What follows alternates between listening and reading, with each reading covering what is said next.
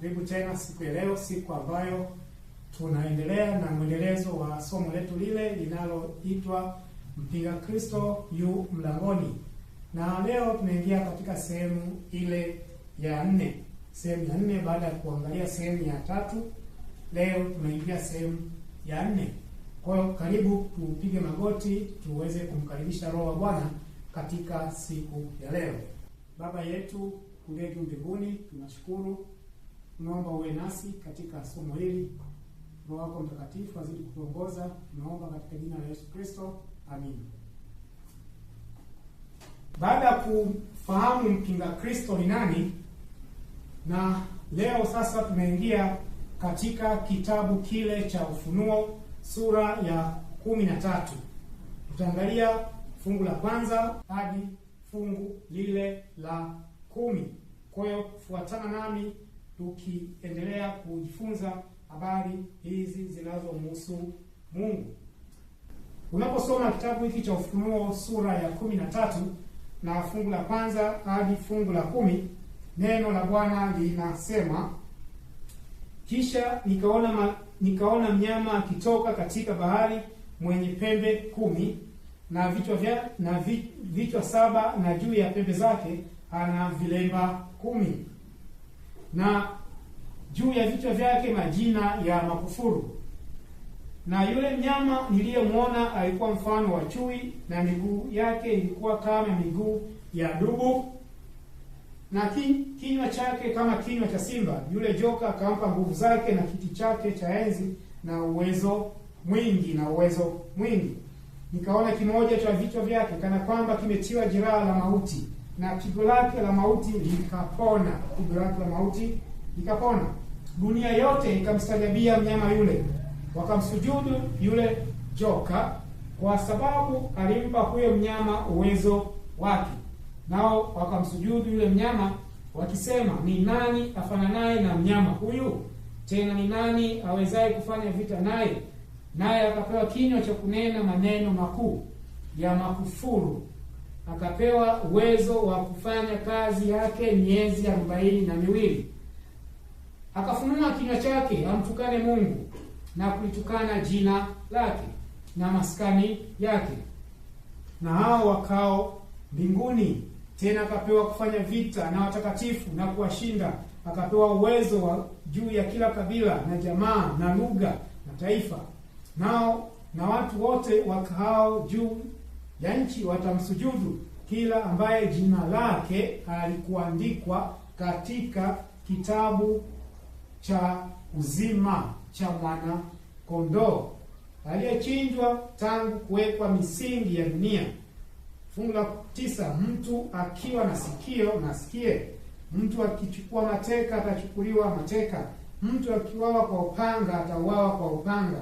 Hapa ndipo penye subira na imani ya watakatifu.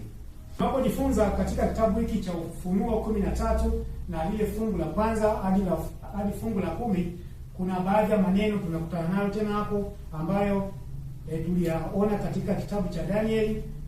Kuna neno linaitwa mnyama, tuliona katika kitabu cha Danieli sura ya 7 fungu la 17. Danieli akiambiwa kwamba maana ya mnyama au maana ya wanyama ni wafalme. Kwa hiyo huyu mnyama ambaye anaonekana katika kitabu cha Ufunuo 13 ni ufalme. Ni sawasawa na Danieli alivyoambiwa. Lakini pia tunakutana na pembe 10.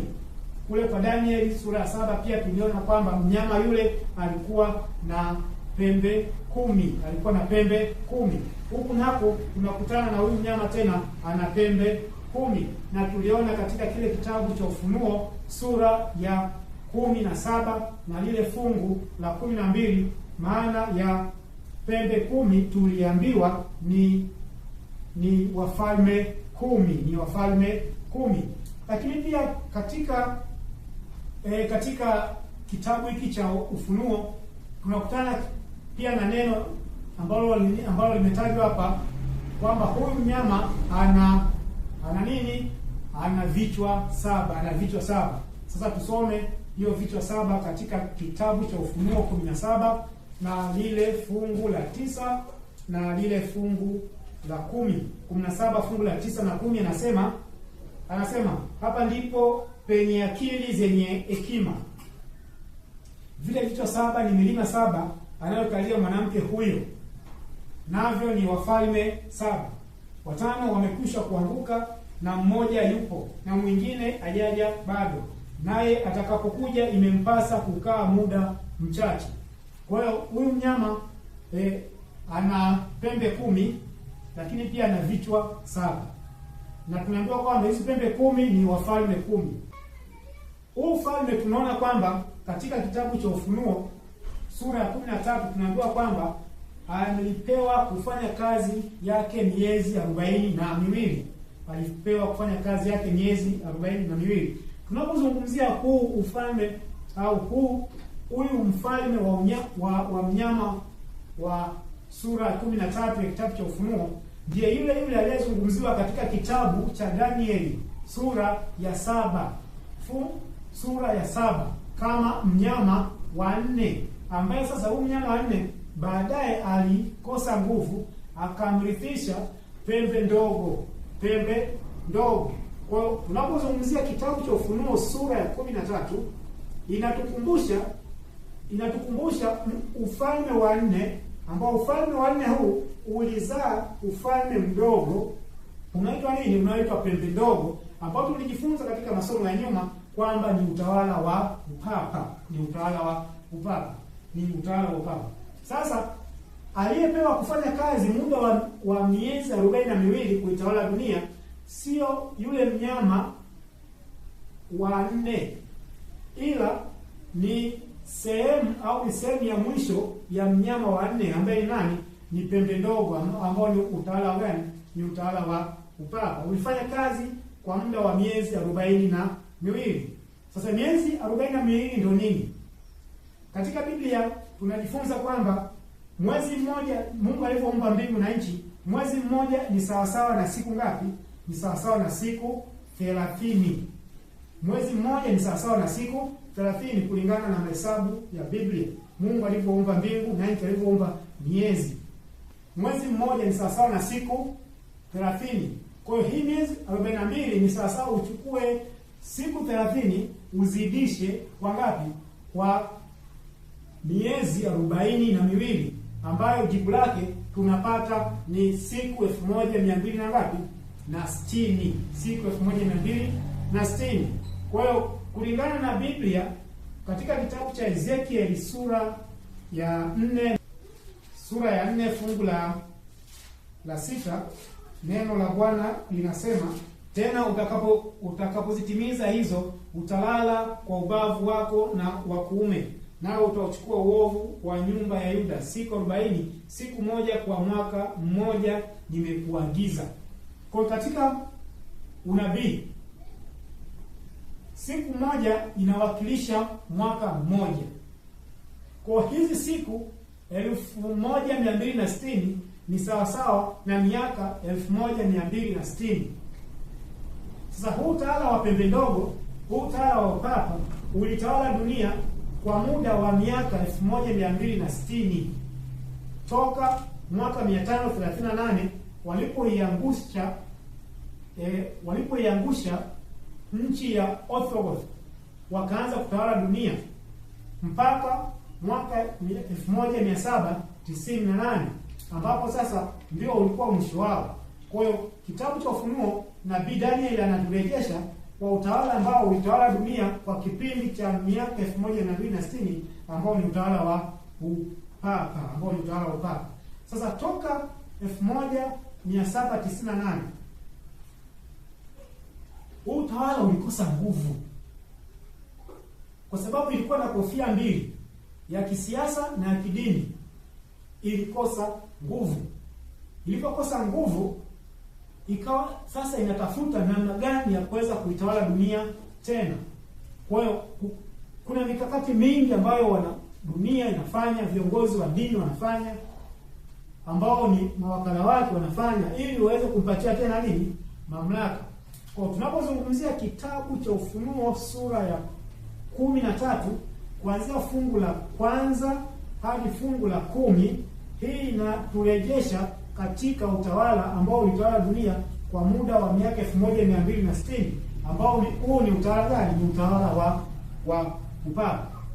Sasa ilipofika 1798 tunaona papa aliyekuwa katika madaraka, Papa Pius, alichukuliwa mateka na taifa la Ufaransa na kwenda kuuliwa. Alipoenda kuuliwa kule, ndipo fungu lile la 10 likawa limetimia.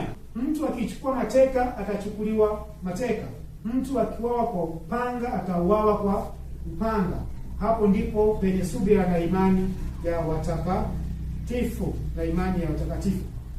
Kwa katika kipindi kile cha zama za giza, toka toka utawala wa papa uanze kutawala dunia mwaka 538 mpaka 1798, tunaona kulikuwa kuna shida sana ya Ukristo kuweza kusimama imara. Ulikuwa umesimama imara kwa imani, lakini kiuhalisia ilikuwa haionekani. Kwa hiyo katika kipindi hicho watu wengi walikufa, watu wengi waliuliwa, watu wengi walinyongwa, watu walikimbia mapolini, walienda kujificha kwenye mapango wakiogopa utawala wa mpinga Kristo, utawala wa mpinga Kristo. Kwa hiyo toka kipindi upapa ulivyopoteza mamlaka tena kidunia, kwa hiyo kuna harakati nyingi sana za kuweza kumrejesha huyu papa. Sasa tunaposoma kile kitabu cha Ufunuo 16 na lile fungu la 13, neno la Bwana linasema, nikaona roho tatu za uchafu zilizofanana na vyura zikitoka katika kinywa cha yule joka na katika kinywa cha yule mnyama na katika kinywa cha yule nabii wa uongo. Kwa katika fungu hili tunaona kwamba kuna roho tatu za uchafu ambazo zinatoka katika vinywa vitatu. Kinywa cha joka tulishamuona ni Shetani. Kinywa cha mnyama tulishaona ni nani? Ni utawala, ni ufalme, ambao ni ufalme gani? Ni ufalme wa upapa, ni ufalme wa upapa. Lakini pia sasa kuna roho nyingine inayotoka katika kinywa cha nabii wa uongo, nabii wa uongo. Sasa tunapozungumzia nabii wa uongo, tunazungumzia sasa ni somo ambalo liko mbele. Kwa utendaji wa Shetani katika wakati huu wa mwisho umegawanyika katika sehemu kubwa tatu. Sehemu ya kwanza ni pale ambapo anapokuwa anatenda kazi yeye kama yeye, lakini pia sehemu ya pili ni pale ambapo yeye kama yeye anamtanguliza kiongozi mwingine au mtu mwingine ambaye anafanya kazi kwa niaba yake. Kwa nini? Unaposoma katika kitabu hiki cha Ufunuo 13 fungu la 14, fungu la Ufunuo 13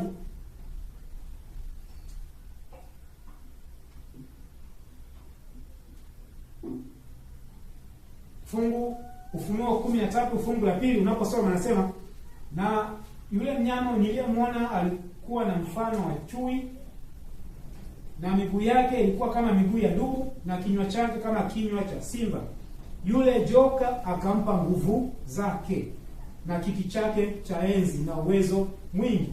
Kwa hiyo nguvu, uwezo na mamlaka amepewa mnyama papa. Nani kampa? Shetani. Kwa hiyo mamlaka, uwezo, umaarufu ambao huyu anao ni unatokana au unang'arishwa na nani? Na Shetani. Kwa hiyo Shetani kamtanguliza papa naye katanguliza nabii wa uongo.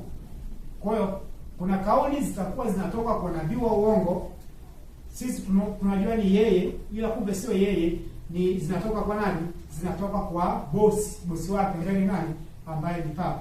Kwa katika somo lijalo tutaangalia kitabu cha Ufunuo sura ya 13 kuanzia fungu la 11 hadi lile fungu la 15. Usikose, karibu tutakapokuwa tunajifunza habari hizi za ufalme wa Mungu. Bwana akubariki. Kama una nafasi, tupige magoti tuombe. Baba yetu, tunashukuru kwa kuweza kutusaidia. Jina lako Bwana litukuzwe. Unijie mbele zote, tunaomba uwe nasi. Tunaomba na kushukuru katika jina lako tamani, jina la Yesu Kristo. Amen.